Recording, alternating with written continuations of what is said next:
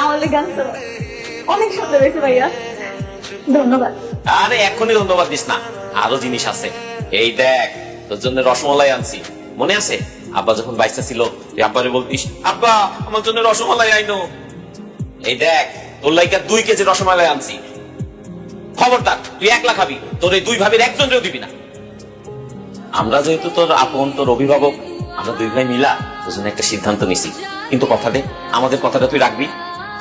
অবশ্যই রাখুন ভাইয়া। তাই না, কি কথা? আমরা 2 ভাই মিলা একজনের লগে তোর বিয়া ঠিক করছি। এই বিয়াটা কিন্তু তোর করতেই হইব। ভালো লাগে, আমার বিয়ে ঠিক করছে ভাইয়া।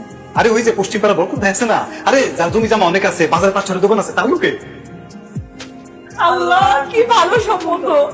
কি কইতাছো তোমরা এগুলা? উনি তো একটা বয়স্ক মানুষ, ওনার বউ আছে, আমি ওনার বিয়ে করতে যাবো কেন?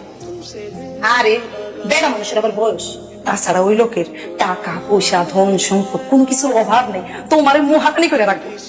বোন রে, তুই বয়স দিয়ে কি করস? তুই টাকা পয়সার দিকে দেখ, আর টাকা পয়সা ছাড়া কি জীবনে সুখ আছে? তুই ওরে বিয়ে করলে তুই রাজরানীর মতো হইয়া থাকবি। খবরদার ভাবি, একদম ফালতু কথা বলবেন না, আমার রাজরানী হওয়ার দরকার নাই। আমি সব বুঝতে পারছি, আপনারা সবাই ভুলাইয়া ভালাইয়া আমার এই এত কিছু দিয়া ওই বুড়া বেড়ার লগে বিয়া দিতে চাইতেছেন না। আমার এসব কিচ্ছু লাগবে না, আমি ওই বুড়া বেড়াকে জীবনে বিয়া করব না।